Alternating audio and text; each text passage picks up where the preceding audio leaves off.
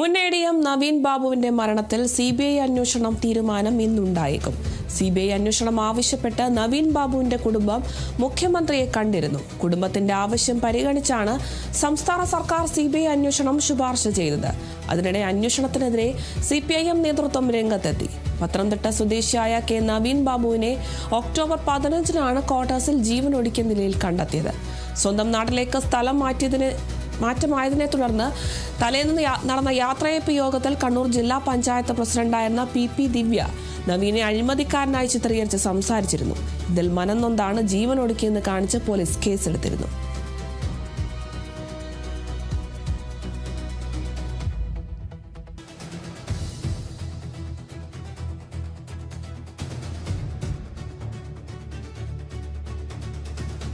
മുൻ എ.ഡി.എം. നവീൻ ബാബുവിന്റെ മരണത്തിൽ CBI അന്വേഷണത്തിൽ തീരുമാനം ഇന്നുണ്ടായേക്കും. CBI അന്വേഷണം ആവശ്യപ്പെട്ടാണ് നവീൻ ബാബുവിന്റെ കുടുംബം മുഖ്യമന്ത്രിയെ കണ്ടിരുന്നു.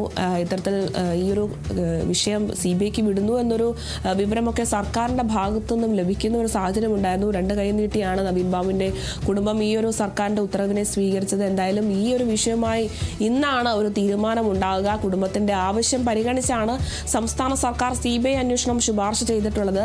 എന്തായാലും ഈ ഒരു അന്വേഷണത്തിനെതിരെ CPIM നേതൃത്വമൊക്കെ രംഗത്തെത്തുന്ന സാഹചര്യം ഉണ്ടായിട്ടുണ്ട്. പത്തനംതിട്ട സ്വദേശിയായിട്ടുള്ള കെ നവീൻ ബാബുവിനെ ഒക്ടോബർ 15-നാണ് ക്വാർട്ടേഴ്സിൽ ജീവനൊടുക്കിയ നിലയിൽ കണ്ടെത്തിയിട്ടുള്ളത്. സ്വന്തം നാട്ടിലേക്ക് സ്ഥലം മാറ്റമായതിനെ തുടർന്ന് അതിന്റെ തലേന്ന് നടന്ന യാത്രയയപ്പ് യോഗത്തിൽ കണ്ണൂർ ജില്ലാ പഞ്ചായത്ത് പ്രസിഡന്റായിട്ടുള്ള PP ദിവ്യ നവീനെ അഴിമതിക്കാരനായി ചിത്രീകരിച്ചുകൊണ്ട് സംസാരിക്കുന്ന ഒരു സാഹചര്യമൊക്കെ ഉണ്ടായിരുന്നു. ഇതിൽ മനംനൊന്താണ് ജീവനൊടുക്കിയെന്ന് കാണിച്ച് പോലീസ് കേസെടുത്തിരുന്നു. എന്തായാലും ഈ ഒരു കേസ് CBIക്ക് വിടുന്ന വിഷയത്തിൽ ഇന്നാണ് അന്തിമ തീരുമാനമുണ്ടാവുക.